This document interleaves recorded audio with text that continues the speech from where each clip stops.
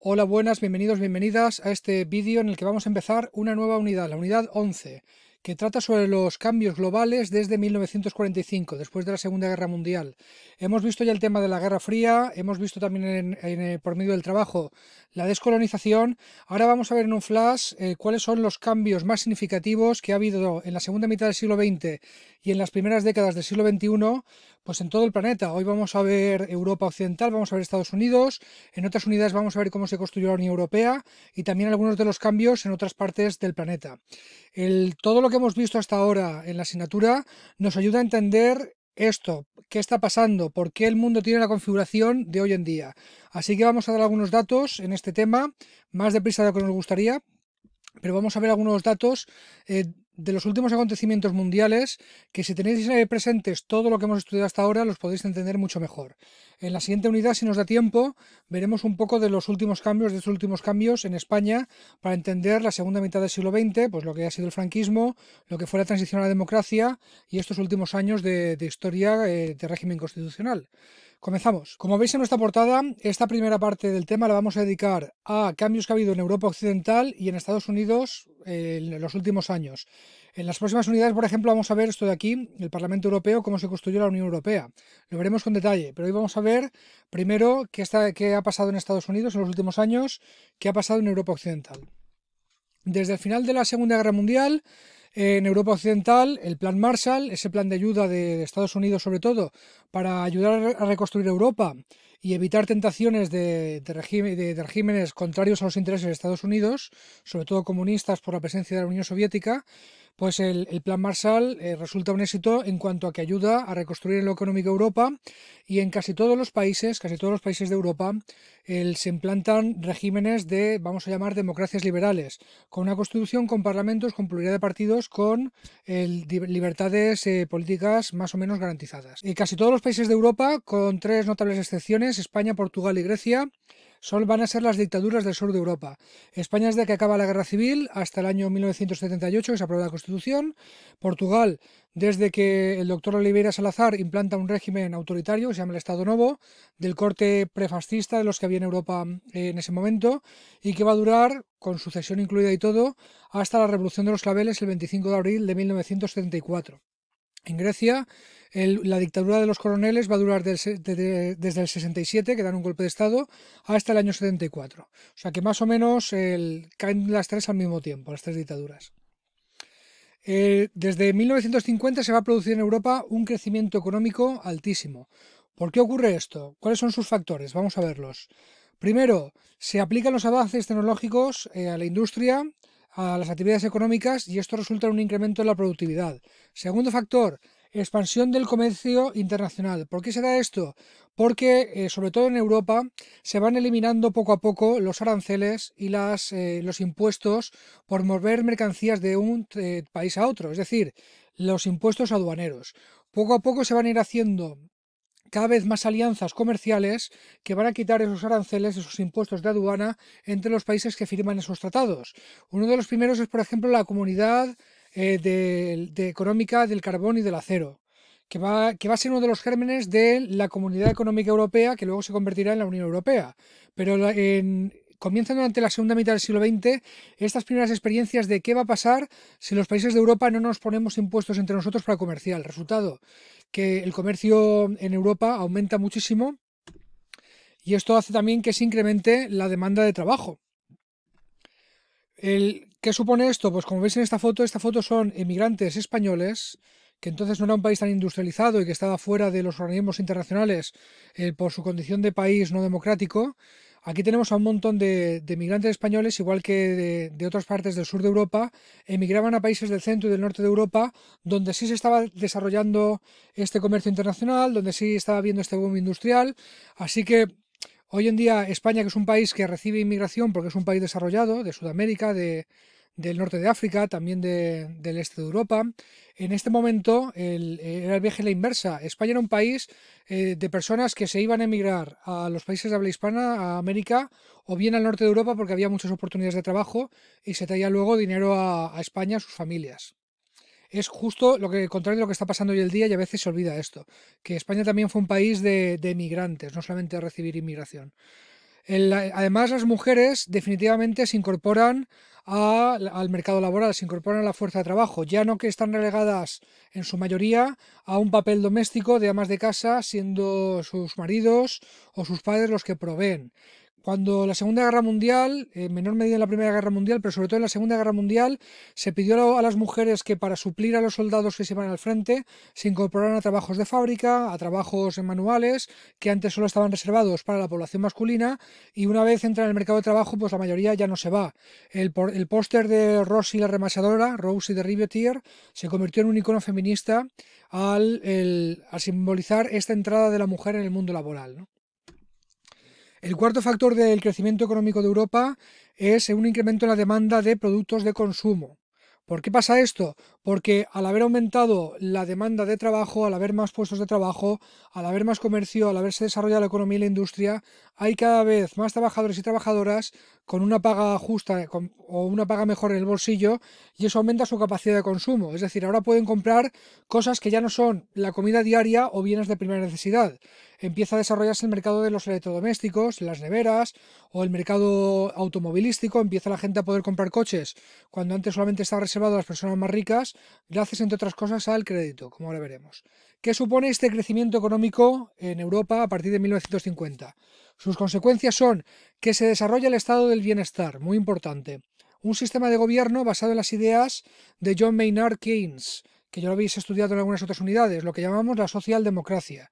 Es una economía de mercado, sí, no es una economía socialista, pero sí que introduce factores de intervención del Estado en la economía. No es una economía totalmente libre de mercado, sino que el Estado tiene capacidad de intervenir, pues sobre todo para proteger a las personas más pobres o con menos capacidades, a las personas que pierden su empleo o a las que no pueden comprar una casa, o también establece sistemas de seguridad social en donde la atención médica y la salud y la atención de la salud están garantizadas para todas las personas, tengan o no tengan dinero. Su objetivo es proteger la salud y el bienestar de los ciudadanos y ciudadanas, especialmente de aquellos que están con una necesidad financiera o social. Hay otro objetivo también que no se nos puede escapar, que es el de competir, entre comillas, con la promesa de las sociedades socialistas con modelo de la Unión Soviética, ¿no? Si gente que está desfavorecida dentro del capitalismo, pues no tiene seguros de desempleo, no tiene una paga justa, no puede pagar a los médicos, su esperanza de vida es mucho menor que la de la gente rica, pues pueden acabar, piensa la gente que impulsa el estado de bienestar, pueden acabar girando hacia soluciones como las de la Unión Soviética. Y eso, pues estas economías capitalistas no lo quieren permitir. Así que se abre la mano en cuanto a satisfacer algunas necesidades de las clases más necesitadas, y ahí tenemos el estado del bienestar, esa mezcla de economía de mercado con factores de protección social muy fuertes como no se habían conocido hasta ahora, y se desarrolla por muchos países europeos, con Francia y con Reino Unido a la cabeza. También esto supone el crecimiento económico, que se expande la sociedad de consumo. La clase media, como decíamos, tiene ahora acceso a unos estándares de vida que antes eran muy elevados, entre otras cosas gracias al sistema de créditos. Se empiezan a conceder créditos en los bancos, pues, para comprar un coche, para comprar una casa mejor, y así crecen los estándares de vida de estas clases medias y bajas. Pero, sin embargo, las desigualdades sociales siguen persistiendo en la Europa occidental. Sigue habiendo diferencias entre ricos y pobres, lo cual va a suponer que haya movimientos de protesta. Entre ellos el movimiento feminista. Es en esta época cuando la llamada segunda ola del feminismo, después de la declaración de Seneca Falls, de las mujeres de la Revolución Francesa, de lo que se vino a llamar la primera ola de feminismo, llega en esta segunda mitad del siglo XX la segunda, que va a demandar igualdad de género, derechos iguales para las mujeres y para los hombres. En Europa, su principal pensadora va a ser Simone de Beauvoir, con su libro El segundo sexo. Pero en Estados Unidos, el movimiento de liberación de la mujer, el Women Liberation Movement o Women Live, va a desarrollarse también. Dos pensadoras muy importantes, sobre todo Betty Friedan, autora de la mística de la feminidad, en la cual pues pone nombre al problema que no tenía nombre, el de las mujeres amas de casa, que su sociedad El patriarcado les estaba prometiendo una felicidad total por dedicarse a casa, dedicarse a sus hijos, y Betty Friedan pues descubre que esa vida primero a ella no le llena, va descubriendo que las mujeres a su alrededor tampoco le llena, y que incluso pues hay muchas mujeres que se estaban dando la bebida que no entendían qué les pasaba, por qué no eran felices bajo la sociedad que les había prometido felicidad por tener un papel determinado. Ahí le pone nombre al problema sin nombre y se inicia la Organización Nacional de Mujeres, NOW, National Organization of Women, que también tiene mucho eco con Miss Magazine, con la revista Miss de Gloria Steinem. Esta época del feminismo, con Friedan y Steinem como cabezas visibles en Estados Unidos, se está retratando muy bien ahora, hablo en presente, en una serie que se emite en HBO que se llama Mrs. America, que os la recomiendo mucho. Luego, otro movimiento de protesta muy importante en la época son las revueltas de mayo de 1968 en Francia. Básicamente, primero los estudiantes, luego los intelectuales, los artistas, abandonan las universidades, salen a la calle y toman la calle pidiendo cambios sociales. Están descontentos con la sociedad que les ha tocado vivir. Hay muchísimos intelectuales que la apoyan y el más importante de ellos es precisamente el marido de Simone de Beauvoir, Jean-Paul Sartre, una de las cabezas visibles del existencialismo. Vamos a hacer un repaso rápido de las crisis económicas que ocurren en Europa desde el final de la Segunda Guerra Mundial. Algunas ya las conocéis: la crisis del petróleo de 1973, la hemos visto en el tema de la Guerra Fría. Los países árabes se rebotan con el mundo occidental por haber apoyado a Israel en la guerra de Yom Kippur y dejan de servirles petróleo, lo cual hace que el precio del petróleo suba, que haya un desabastecimiento, imágenes como esta de gasolineras en Estados Unidos que no tienen para repostar. Hay otra crisis similar en 1979, por dos hechos. Las revueltas en Irán, recordad, el Shah de Persia, el dictador pro-occidental, es depuesto en favor de los ayatolás, que instauran un régimen teocrático gobernado por la religión que hoy sigue existiendo, la República Islámica de Irán. Y también, en un momento dado, Occidente va a financiar al régimen dictatorial de Irak, del vecino de Irán, para que vayan a la guerra contra el régimen de los ayatolás. Esta situación de Irán con revueltas y Irán e Irak luchando, cuando son dos importantes productores de petróleo, hace que haya menos petróleo en el mercado. Si estás guerreando contra tu vecino o guerreando para hacer un golpe de estado teocrático en tu país, no estás encargándote de la producción de petróleo y de venderla al exterior a países que en muchos casos consideras enemigos.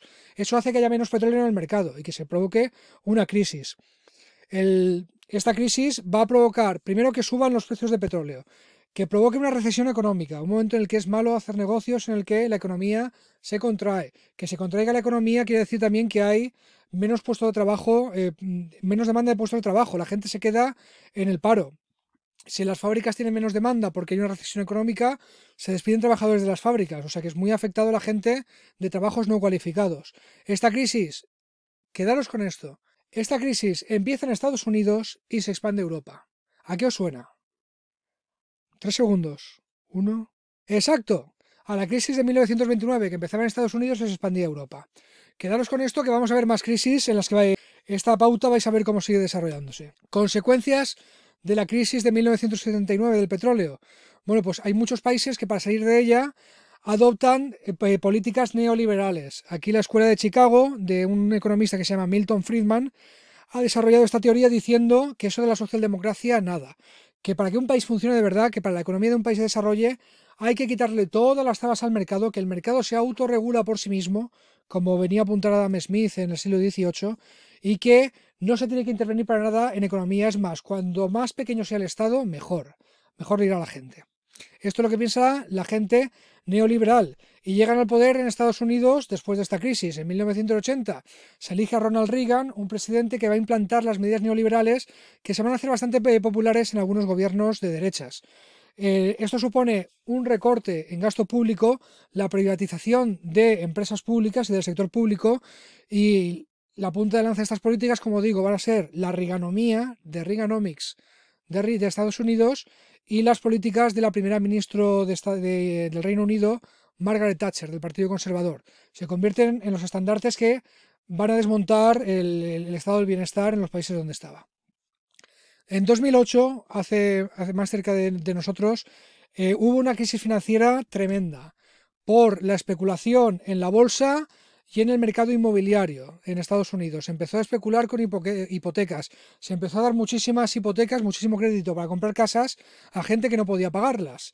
Al final esa burbuja explotó, las hipotecas no se podían pagar, la gente que había comprado esa deuda de las hipotecas pues se quedó sin cobrarla y provocó una crisis que, oh qué sorpresa, empezó en Estados Unidos y se expandió, esta vez no a Europa, sino a todo el planeta.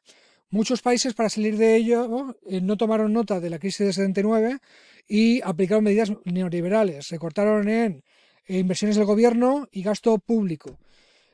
Si os fijáis, es exactamente lo contrario a cómo se salió de la Gran Depresión, de la crisis del 29, en la que el New Deal de Roosevelt aplicó las ideas de Keynes, las ideas socialdemócratas, que lo que vino a decir es aumentemos la inversión del Estado, cojamos el dinero de los impuestos, llegamos que el Estado compre o haga obras que generen demanda de personas obreras, a las cuales se les paga un sueldo, se les mete dinero en el bolsillo y tienen capacidad de consumo.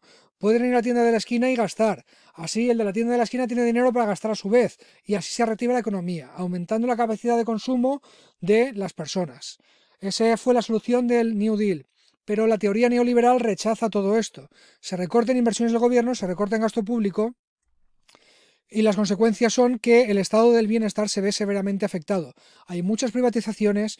Ahora también estamos viendo en el debate cómo se comenta cómo en los años finales de los 2000, principios de los 2010, hubo privatizaciones en la sanidad en España. Y eso hay gente que señala que como consecuencia que ahora la sanidad pública pues, ha tenido menos capacidad para aumentar en la actual crisis sanitaria del COVID a personas, se ha visto reducida su capacidad. Como veis, es algo, esto de privatizar el sector público es algo que está en el debate. Vais a encontrar partidarios de hacerlo y partidarios de no hacerlo y de tener un sector público fuerte. Por supuesto, como consecuencia de la crisis de 2008, el desempleo aumentó de manera brutal. Y esto hizo que se generaran una serie de movimientos sociales y de protesta que demandaban un cambio en políticas. Cuando estaban aumentando los desahucios y estaba quedándose la gente en la calle, la gente perdía su trabajo y no había una solución desde lo público, pues la gente empezó a demandar un cambio social. En España este movimiento tuvo la forma del 15M, en los países árabes se llevó a cabo la llamada Primavera Árabe y en USA, en Estados Unidos, el movimiento más parecido es el de Occupy, que empezó con Occupy Wall Street en Nueva York y se expandió por todo el país. Vamos ya con lo que ha pasado en Estados Unidos después de la Segunda Guerra Mundial. Os voy a hablar muy poco del periodo de la Guerra Fría. Vamos a recordar sus presidentes, algunos hechos que no tienen que ver con política exterior, porque eso ya lo hemos cubierto mucho en la unidad 9. Pero desde que acaba la Segunda Guerra Mundial, vamos a ver quiénes son los presidentes de Estados Unidos. El primero lo conocéis, Harry S. Truman, era el vicepresidente con Roosevelt. Cuando Roosevelt muere siendo presidente, pues su vicepresidente Truman se convierte en presidente, luego gana la reelección y es el presidente bajo cuyo mandato acaba la Segunda Guerra Mundial con el uso de la bomba atómica. Le sustituye, él era republicano, él era demócrata, igual que Roosevelt, le sustituye este general que había luchado en la Segunda Guerra Mundial, Dwight Eisenhower, un republicano que le toca vivir el periodo de la caza de brujas, como veremos ahora más tarde. Luego tenemos a dos demócratas, cambia el ciclo, Kennedy y Johnson, que los pongo juntos porque su política es más o menos la misma. Kennedy sabéis que fue asesinado en el año 63, Lyndon B. Johnson le sustituye como su vicepresidente y gana la reelección. Son dos demócratas bajo cuya época se produce un avance importante en derechos civiles. Ahora contamos lo que es. Con la aprobación del Acta de Derechos Civiles, una ley, en 1968. En esta época también se desarrollan muchos movimientos contraculturales, los típicos, los que se relacionan los años 60, el de los hippies, uno de ellos, es un periodo de mucha experimentación en las artes, en la música, en el cine, en el arte plástico, en todas las artes. Después de Johnson es elegido Nixon, el que era vicepresidente de Eisenhower, un nuevo cambio, volvemos al Partido Republicano.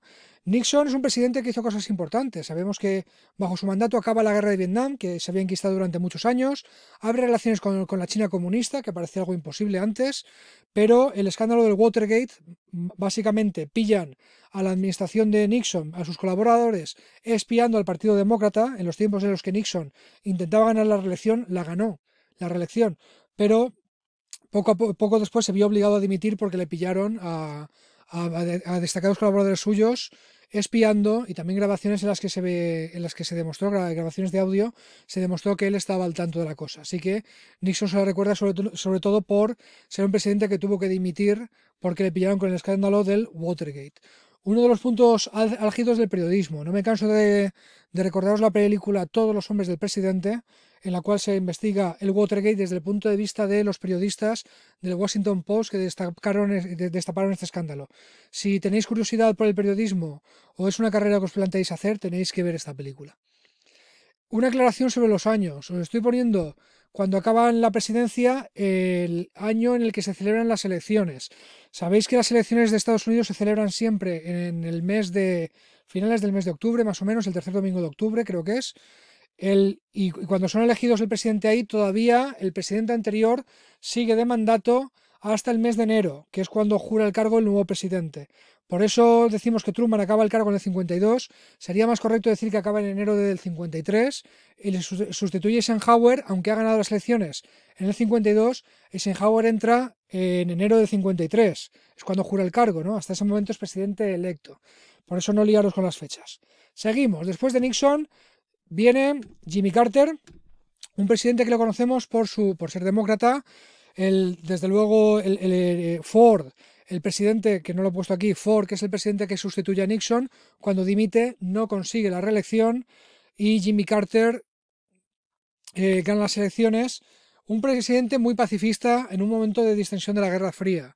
Pero luego ocurre la crisis de los rehenes en Irán, cuando los ayatolás en la revolución que destrona al Shah capturan rehenes en la embajada americana. Un escándalo que daña su reputación porque intenta rescatarlos, es una operación militar que fracasa y no logra transmitir un mensaje que ilusione. En esto llegan de nuevo otro ciclo conservador, con Reagan y George Bush a la cabeza. Hemos dicho que en el periodo de Jimmy Carter se produce la crisis del petróleo del 79. Pues entre que en política exterior no le sale nada bien a Jimmy Carter, salvo haber firmado los tratados de distensión con la URSS, y la crisis económica, la gente vota todo lo contrario, a un presidente ultraconservador, Ronald Reagan, que su vicepresidente, George Bush, luego va, cuando se acaba el ciclo de 8 años de Reagan, sabéis que los presidentes en Estados Unidos, desde que Roosevelt se muere siendo presidente, y después de estar en medio de su cuarto mandato, aprueban una enmienda a la Constitución que dice que solamente puede ser presidente 2 veces, 2 ciclos de 4 años, presentarte a las elecciones 2 veces. Reagan gana sus 2 mandatos, George Bush consigue un tercero para esta administración, pero pierde en el 92 con Clinton. Reagan y Bush van a representar la política neoconservadora, que se llama. Ya hemos dicho que van a aplicar el neoliberalismo enunciado por la Escuela de Chicago y por Milton Friedman de una forma brutal. Van a hacer muchísimos recortes en servicios sociales y en gasto público. Después de George Bush va a venir Bill Clinton, un demócrata que aplica unas reformas económicas de bastante éxito. Es un periodo de crecimiento económico dentro de la economía de mercado. En Estados Unidos se convierte en la única superpotencia del mundo después del fin de la Guerra Fría. Hoy Rusia es un país muy importante y China ha crecido mucho en lo comercial. En este momento se ha acabado la Guerra Fría, Rusia está en plena transición desde el modelo comunista al modelo autoritario capitalista actual y Estados Unidos queda como la única superpotencia en tiempos de Bill Clinton. Después, no logra ser elegido por muy poco el vicepresidente de Bill Clinton, que se llamaba Al Gore, un conocido ecologista, y en medio de un escándalo, porque fue muy polémico, el hijo de George Bush, el que fue presidente después de Reagan, su hijo, George W. Bush, es elegido en el año 2000 en medio de un escándalo que afectaba al recuento de votos del estado definitivo que le hizo presidente, que era Florida. Es un recuento de votos que al final tuvo que ser un tribunal el que dijo el presidente es este señor. Después del ciclo de George Bush es elegido Barack Obama. Es otra vez irnos al otro extremo. Es un presidente demócrata y es la primera vez que se elige un presidente no ya afroamericano, sino que no sea de raza blanca en la historia de Estados Unidos. Obama trae un mensaje de esperanza, no solamente por la condición que él representa físicamente, de haber conseguido el sueño de los derechos civiles, que una persona que no sea blanca sea presidente de Estados Unidos.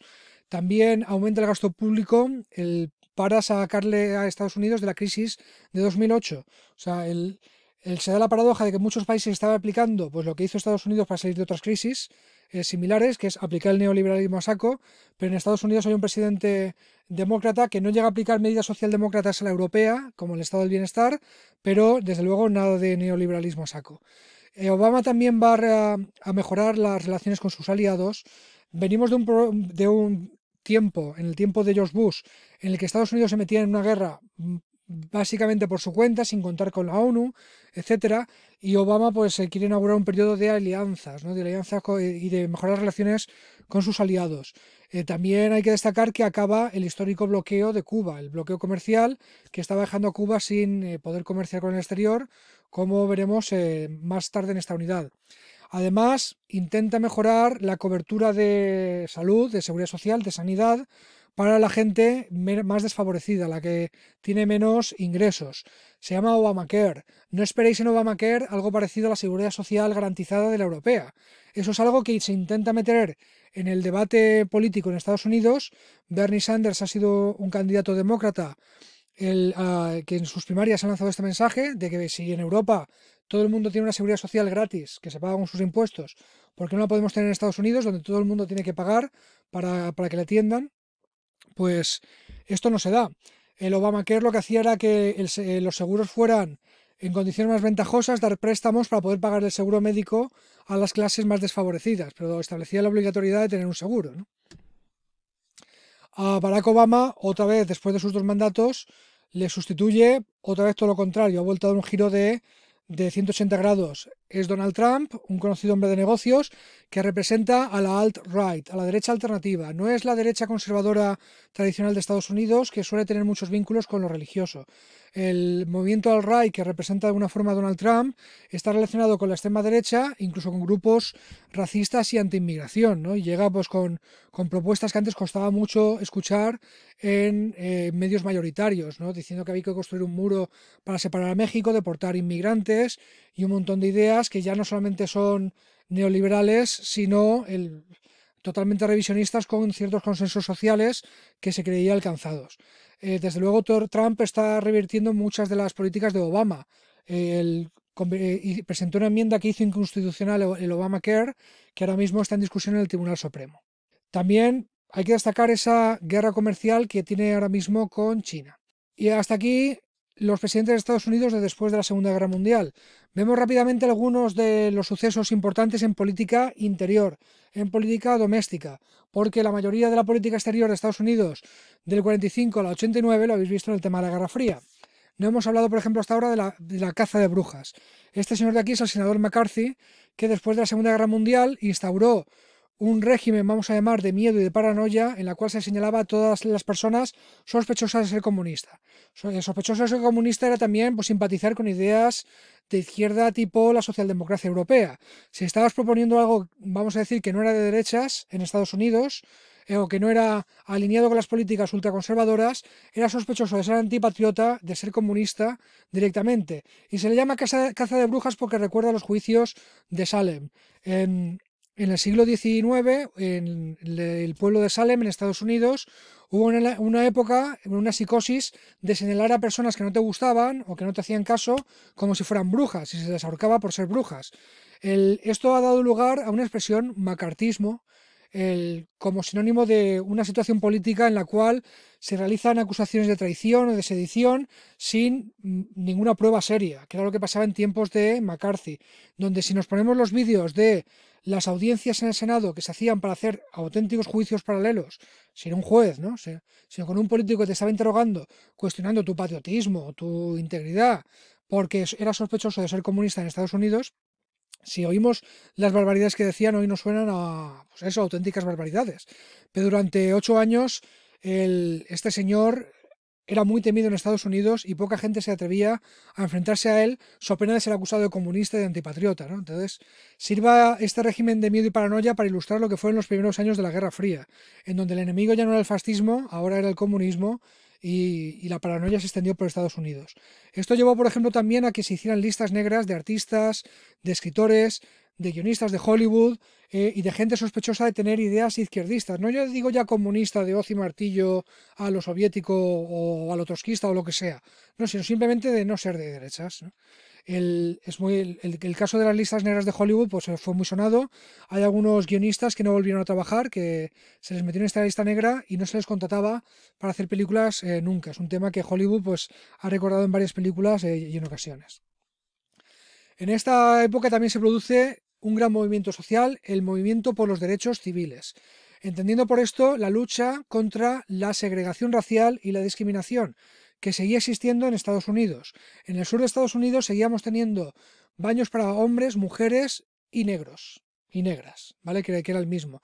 Teníamos autobuses segregados, teníamos colegios y universidades donde solamente podía entrar gente de una raza determinada. Esto en el sur de Estados Unidos, sobre todo, donde había leyes que protegían esto. Era una forma de racismo institucionalizado, donde había incluso leyes que hacían triquiñuelas para evitar que la población blanca fuera la única, perdón, para hacer que la población negra no pudiera votar. Se empiezan a organizar los movimientos de protesta contra esta situación. Algunos de sus líderes son este señor de aquí, el doctor Martin Luther King Jr., un pastor evangelista que tiene una aproximación pacifista, más a lo que hizo Gandhi para independizar la India del Imperio Británico, no violencia. Otro enfoque, otra aproximación al movimiento fue el que representó Malcolm X. La X significaba su apellido africano. Él decía que la población negra en Estados Unidos, la mayoría tenía el nombre de su esclavista, porque cuando secuestraban a una persona negra en África y se la traían a Estados Unidos, heredaba el apellido de su esclavista y se pasaba a sus hijos. Entonces, la gente que representaba el movimiento de Malcolm X, los musulmanes negros, la nación del Islam, se quitaban muchos el apellido, lo sustituían por una X desconocido porque no sabían cuál era su apellido de verdad. Malcolm X, por lo que aboga, no es por el pacifismo de Martin Luther King, sino por la autodefensa. Él denunciaba las injusticias que vivía la población negra en Estados Unidos y no rechazaba la violencia si era para defenderse sobre la que él sentía que se ejercía sobre el pueblo negro.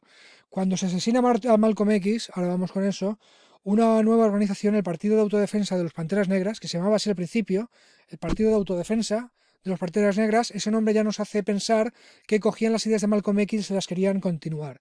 Fue fundado por estos dos señores, Bobby Seale y Huey Newton, en Oakland, en la costa oeste de Estados Unidos, y abogaba por la acción directa. Directamente iban a los barrios, eran conocidos por llevar armas dentro de los límites que permitía la ley para defender a la población negra si era necesario, y tenían programas de cariz social como el dar desayunos gratis a los niños que no se podían permitir comprar comida, a las familias de niños que no se podían permitir comprar comida en los barrios de negros más pobres.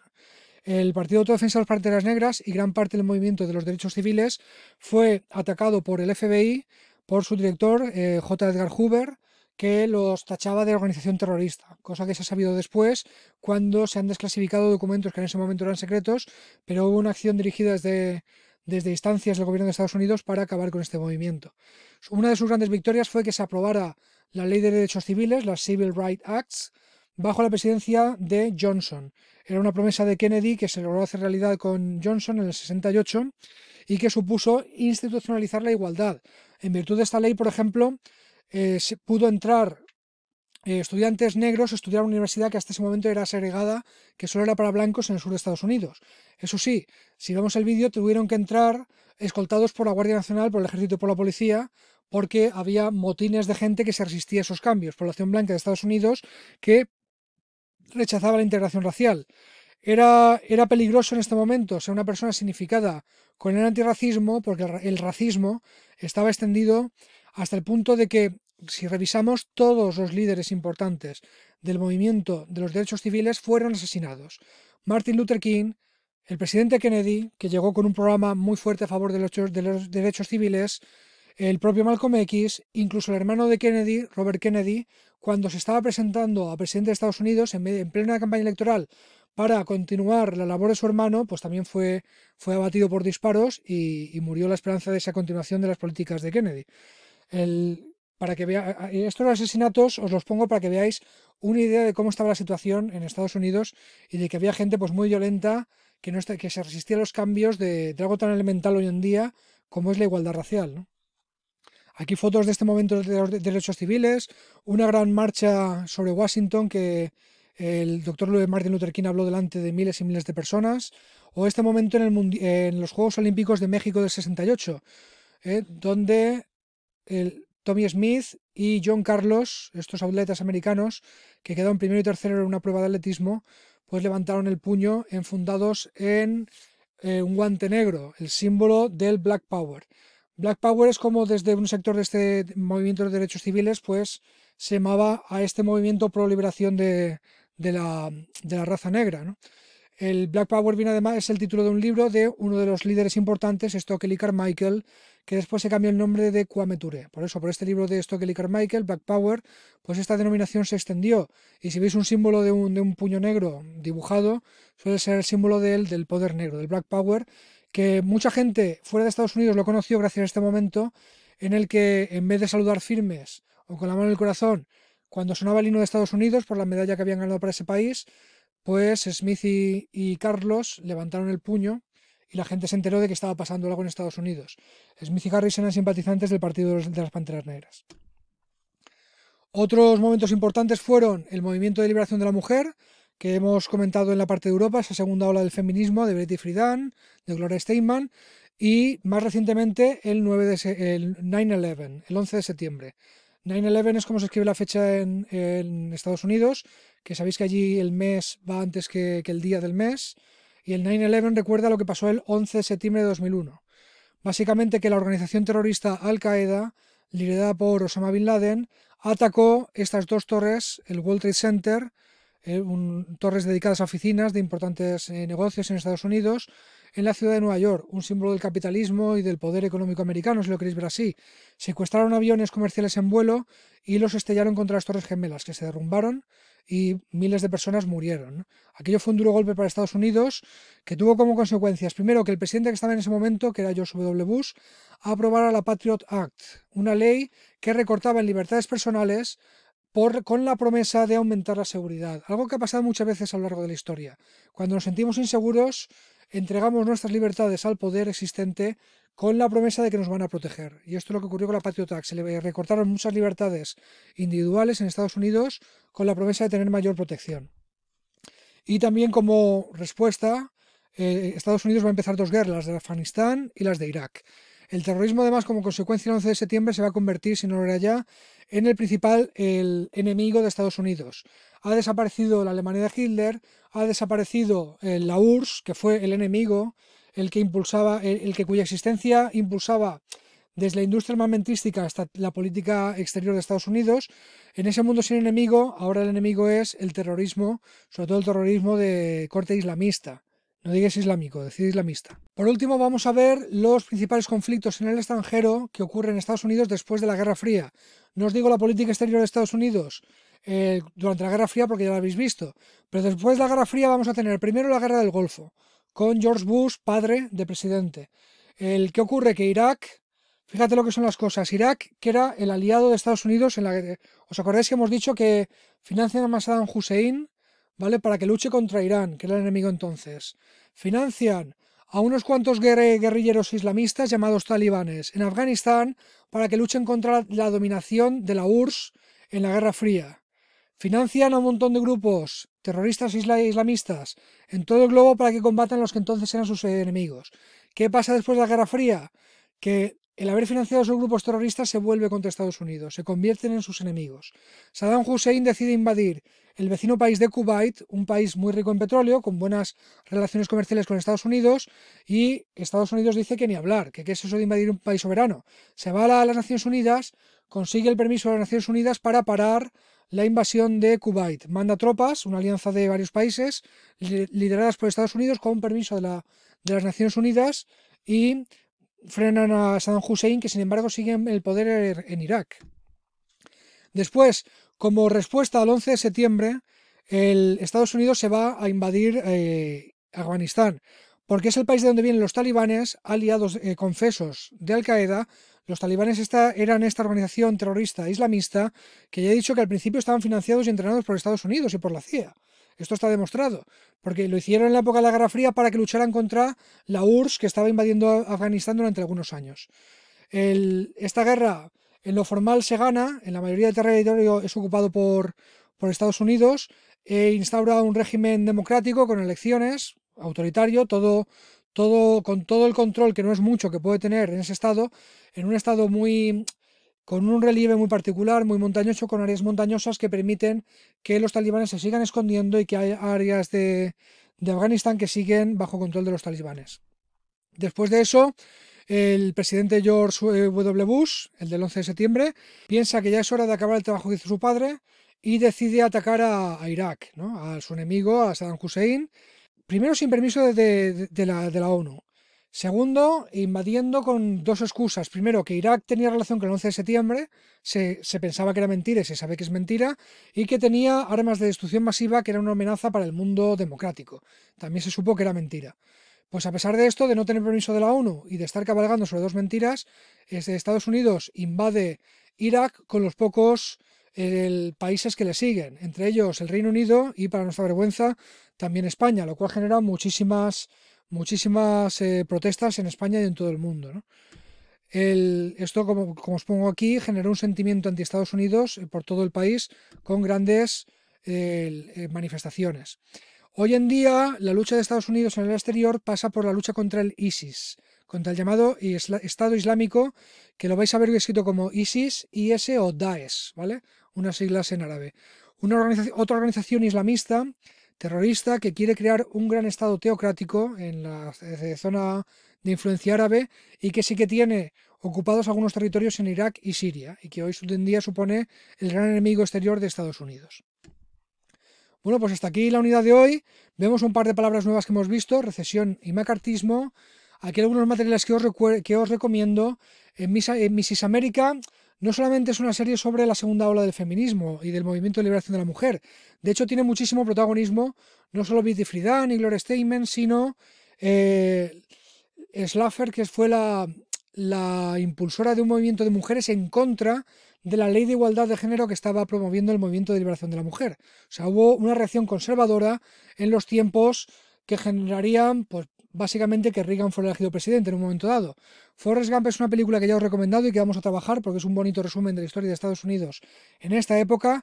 Muy buenas las películas de Oliver Stone sobre presidentes de Estados Unidos, Nixon y Dabia, de W, que es una película sobre George W. Bush. Spoiler, no tiene muy buena opinión Oliver Stone de este presidente. Yo recomiendo mucho también la autobiografía de Malcolm X, el libro, o la película que hizo Spike Lee, un director de cine con mucha mirada afroamericana, además de ser afroamericano, que a mí me gusta mucho. Y sobre el documental del Partido de las Panteras Negras, hay un documental en YouTube, un poco largo, pero muy recomendable si queréis profundizar, que os lo dejo allí. Y vamos ya con vuestras preguntas de control. Primera: in Cold War times, who financed and trained the Islamist groups that later would become USA enemies? En la época de la Guerra Fría, ¿quién financió y entrenó a los grupos islamistas que luego se convertirían en enemigos de Estados Unidos? Y la segunda: what is the most famous book by Stokely Lee Carmichael, later known as Kwame Ture? ¿Cuál fue el libro más famoso de Stokely Lee Carmichael, un autor que luego se cambió el nombre a Kwame Ture? Bueno, pues hasta aquí el tema de hoy, el contestar las preguntas de control en vuestro libro, y seguimos trabajando esta unidad.